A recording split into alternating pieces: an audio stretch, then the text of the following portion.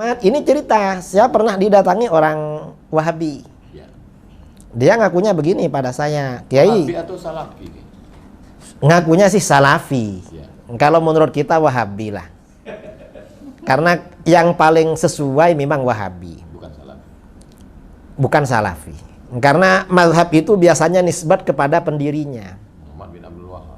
Dan Muhammad bin Abdul Wahab itu An-Najdi, bukan As-Salafi. Jadi Wahabi ini bisa disebut Salafi atau bisa disebut Najdi. Karena kalau Salafi nisbatan ilah salaf. Ilah salaf. Dan ini salaf yang mana? Salaf itu kan banyak. Iya. Salaf juga banyak mazhab. Banyak perbedaan di kalangan salaf. Jadi seperti itu. Jadi kita nggak mau. Lalu kata Wahabi ini, Ya. Kiai, saya ini mazhabnya Asy'ari. Oh gitu, ya bagus lah.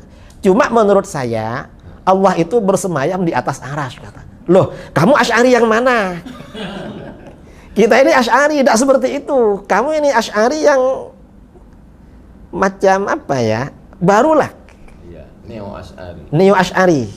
Nah, karena menurut saya, Kiai, Mungkin pengaruh neo normal juga. mungkin kira-kira itu. Saya bilang pada dia, apa alasan kamu begitu? Ya karena menurut saya, Kiai, Ar-Rahmanu 'alal arsy istawa itu muhkamat. Bukan mutasyabihat. Alasannya muhkamat apa? Iya. Karena disebut 6 kali di dalam Al-Quran. Istawa itu 6 kali. Kamu. Apa dalilnya? Kalau disebut berkali-kali berarti muhkamat. Diam dia.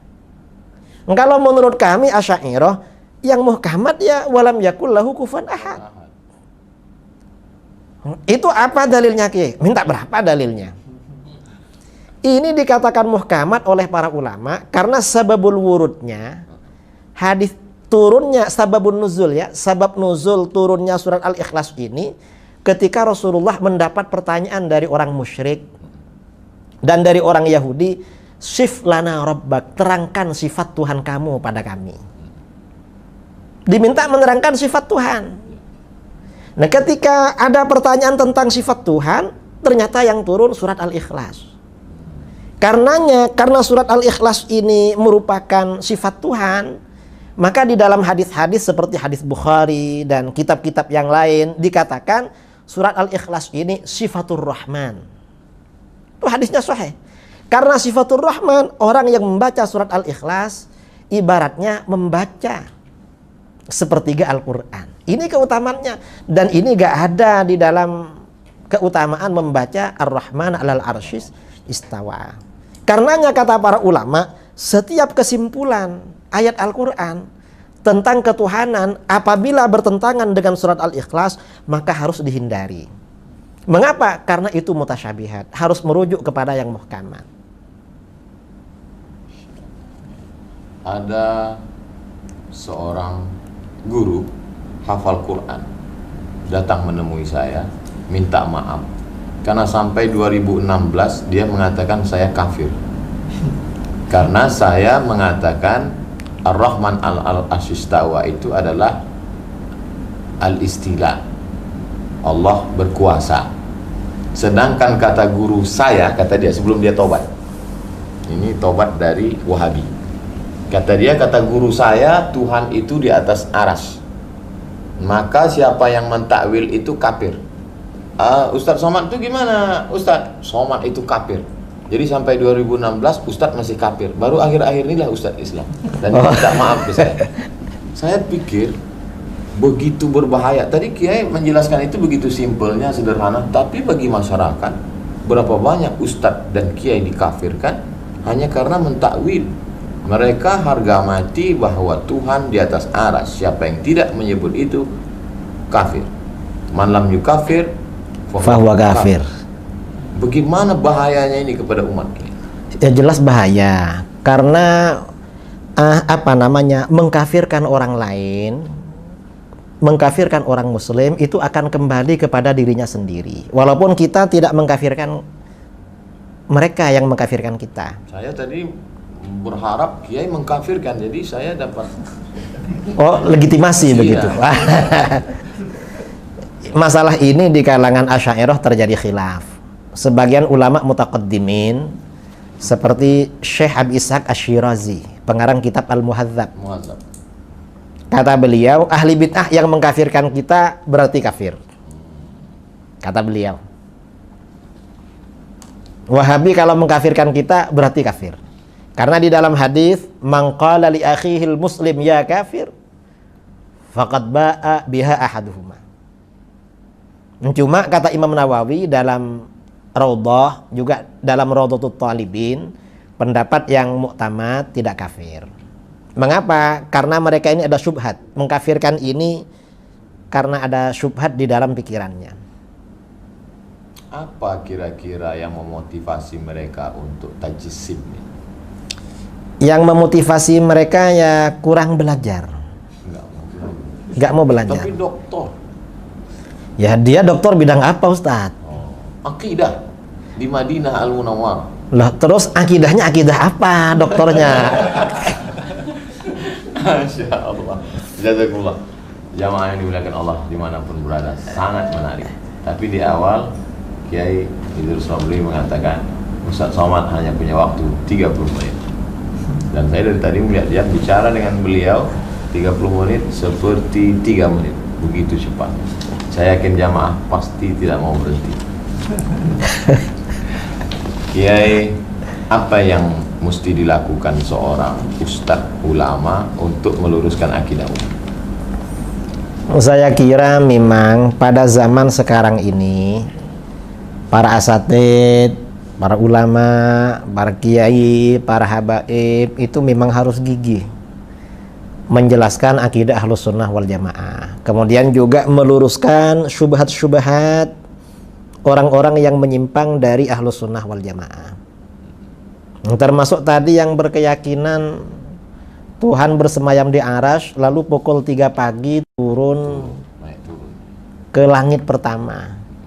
Nah, biasanya semua akidah yang menyimpang itu tidak rasional. Karena kalau salafi ini dikejar, Tuhan ini turun pukul 3 pagi. Itu pukul 3 pagi ikut waktu daerah mana? Kalau waktu istiwa kan jalan terus. Jalan terus. Setiap matla itu selisihnya kan kecil. Berarti Tuhan pindah-pindah. Ya, kalau waktu Indonesia dibagi 3. Itu pukul 3 ikut daerah mana? Mereka mungkin jawabnya turun terus. Nah, kalau turun terus lalu naiknya kapan? Itu kan problem. Nanti mereka ditanya, ngapain turun? Mungkin mereka bilang, loh, Tuhan itu turun untuk mendengar doa kamu, makanya bangun sholat tahajud. Lalu kita tanya, apa kalau tidak turun nggak dengar? Mereka bingung lagi. Karena kalau jawab Tuhan nggak dengar, kufur mereka, kafir. Kalau jawab sebenarnya dengar walaupun nggak turun, bisa ditanya lagi, loh kalau dengar dari arasy ngapain turun? Tapi biasanya kalau terdesak, jawabannya bila takyif wala tamsil. Oh, itu kan cara ngeles terakhir itu. Cara Kalau dialaskan Tuhan itu di atas dengan Isra Mi'raj gimana, Kiai? Itu buktinya Nabi Muhammad naik ke atas jemput sholat bolak-balik. Berarti Tuhan di atas. itu tempatnya Nabi ketika bermukalamah dengan Allah. Di dalam hadis-hadis tentang Isra Mi'raj tidak ada keterangan bahwa itu tempatnya Allah. Tapi tempat ketika Rasulullah mukalamah dan melihat Allah. Keterangannya seperti itu. Bukan tempat Allah. Tidak ada keterangan di dalam hadis itu tempatnya Allah, gak ada. Karena yang Isra Mi'raj, yang membaca hadis-hadis Mi'raj kan kita kan. Mereka ini gak mau sebenarnya peringatan Isra Mi'raj. Lalu dipakai dalil, ya salah dong. Berarti dengar ceramah kita waktu Isra Mi'raj. Lah ya itu, Bid'ah juga itu. Dialaskan lagi doa, Kiai. Buktinya kalau doa itu nunjuk Allah di atas. Kalau Allah di bawah pasti doanya gini. Kata para ulama, atas itu qiblatud doa, sama dengan Ka'bah itu qiblatus shalah. Kalau tanah itu qiblatus sujud. Gak ada orang sujud itu ke atas, gak ada, ya pasti ke tanah. Makanya di dalam Al-Quran itu fasjud waqtarib, sujudlah dan mendekatlah. Kalau ini tidak ditakwil, ini bahaya, karena berarti Allah ada di bawahnya karpet ini. Berarti Wahabi ini kalau mau pakai otak sedikit aja ya. Sebenarnya kalau dipakai sedikit itu lumayan, hasilnya bagus. Nah, mereka emang nggak dipakai, jadi masih orisinil.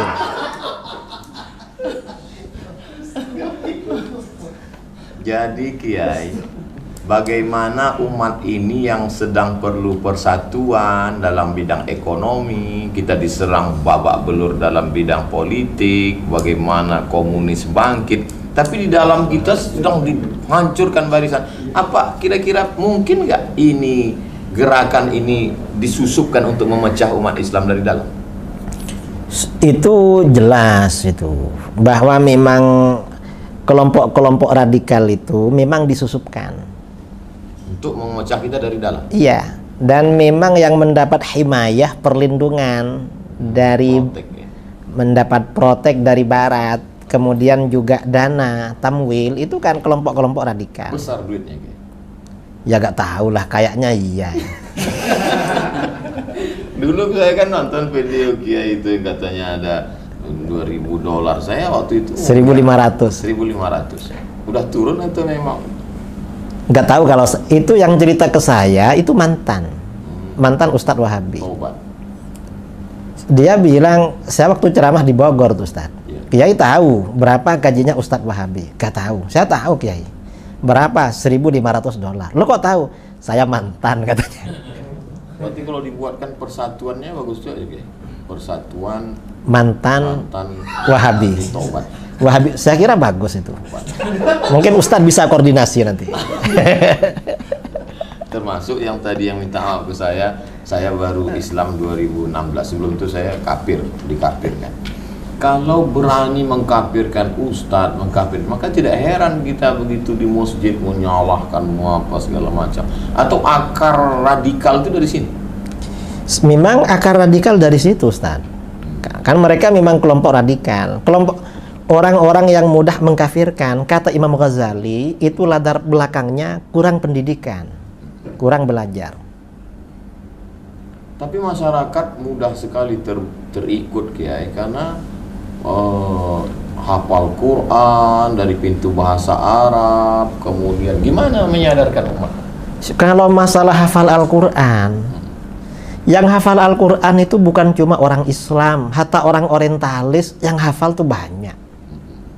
Kalau cuma hafal Al-Quran, orang orientalis kan yang hafal Quran kan banyak, Ustaz. Kemudian pakai nama-nama pesan SMP Ibnu Katsir, pesantren Imam Syafi'i, SDIT Imam Nawawi. Itu gimana hukumnya? Pakai Syafi'i tapi nggak kunut subuh. Lah, itu namanya tipu-tipu, menipu namanya.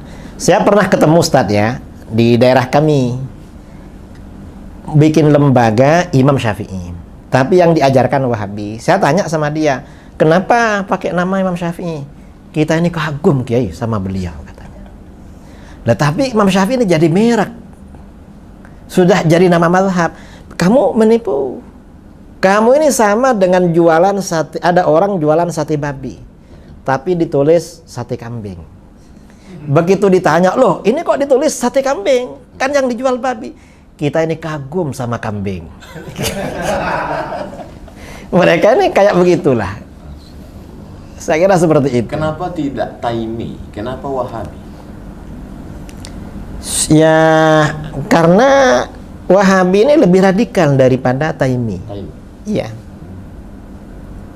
Dan Taimi ini kan setelah meninggal memang pemikirannya kan mati. Dihidupkan lagi. Dihidupkan lagi oleh pendiri Wahabi ini. Dan nama ini juga dipakai oleh mereka kok. Wahabi. Ulama-ulama Wahabi di dalam kitab-kitabnya menyebut bahwa Wahabi ini merupakan anugerah dari Allah. Untuk membersihkan. Anugerah dan hadiah yang luhur. Cuma sekarang pengikutnya malu dengan nama Wahabi. Akhirnya pakai salah. Pakai Salafi. Padahal gurunya bangga dengan nama Wahabi. Malah Jadi muridnya ini apa? Ukuk ya? Apa ukuk itu? durhaka. Durhaka pada gurunya itu. Gak mau sama nama kebanggaan gurunya. Sama gurunya saja durhaka. Masya Allah, tabarakallah. Dalam perjalanan dakwah Kiai pernah nggak menghadapi yang paling radikal sampai ingin membunuh karena menganggap kafir, dengan yang paling lembut, yang baik, yang sopan, yang Wahabi garis lurus misalnya? Nggak pernah. Kalau sampai mau membunuh mau apa, karena ini kebanyakan mereka sebelum acara sudah lari duluan, sudah batal. Saya dialog di forum terbuka dengan Wahabi itu tahun 2008 satu kali, 2009 dua kali. Baru kemudian ya 2009 dua kali, habis itu di Denpasar 15 masjid tuh lari-lari semua, nggak ketemu. Cuma 2 masjid datang orangnya. Lalu 2013 di Manado, malah nggak ada di rumahnya, sama panitia dicari ke rumahnya nggak ada semua ustadz-ustadznya itu. Lari. Katanya acara di luar kota. Di Aceh juga begitu, langsung nggak ada pada hari acara. Tapi pas ditanya murid-muridnya, kenapa nggak mau debat dengan Kiai Idrus Ramli? Nggak boleh duduk dengan ahli bid'ah. Bilang pada muridnya begitu. Tapi kalau pada panitia sebagian nggak begitu. Alasannya seperti yang di Aceh. Yang di Aceh sama di Bogor. Kita ini mau debat sama orang Ahlus Sunnah, asalkan bukan Ki Idrus. Yang lain saja katanya. Alasannya Ki Idrus tuh suka ngeyel. Ngeyel. Iya. Kalau sama yang baik, yang lurus ada. Kalau yang lurus itu Wahabi tuh gak ada yang lurus, memang apa ya?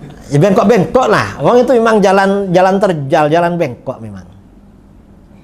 Jadi kalau bisa duduk satu majelis dengan Kiai Idrus itu berarti apa? Taqiyah. Ya agak membicarakan masalah itu. Membicarakan yang lain-lain. Sampai kapan kita selesai dengan Wahabi? Mungkin sebentar lagi selesai. Sebabnya? Kan sudah gaduh di Saudi. Oh, ya dana. Ya dana sudah. Ya mudah-mudahan lah segera bertaubat. Mudah-mudahan taubatnya diterima Allah. Amin Allah. Terima kasih yang tak terhingga kepada Kiai Haji Idrus Ramli, singa Ahlus Sunnah wal Jamaah.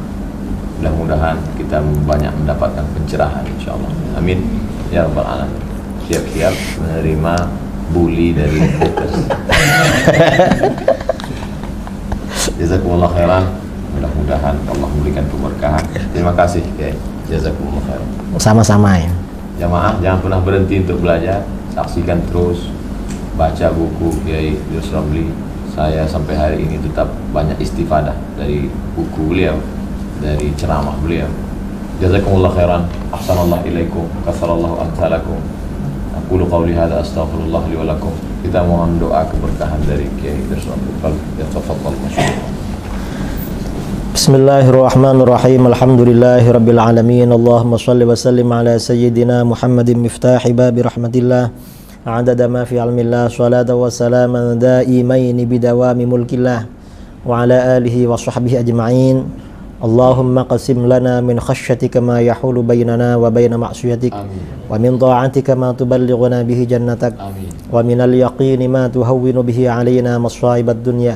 Allahumma matti'na bi asma'ina wa basarina wa quwwatina ma ahyaytana waj'alhu al-waritha minna waj'al tha'rana 'ala man zalamana wansurna 'ala man 'adana wa la taj'al musibatana fi dinina wa la taj'alid dunya akbara hammina wa la mablagha ilmina ولا تسلط علينا من لا يرحمنا اللهم اغفر لنا ولوالدينا ومشايخنا ومعلمينا وأصحابنا وأصدقائنا وأحبابنا ولمن له حق علينا ولجميع المسلمين والمسلمات والمؤمنين والمؤمنات الأحياء منهم والأموات وصلى الله على سيدنا محمد النبي الأمي وعلى آله وصحبه بارك وسلم تسليما كثيرا سبحان ربك رب العزة عما يصفون وسلام على المرسلين والحمد لله رب العالمين تقبل الله منكم منا ومنكم تقبل يا كريم.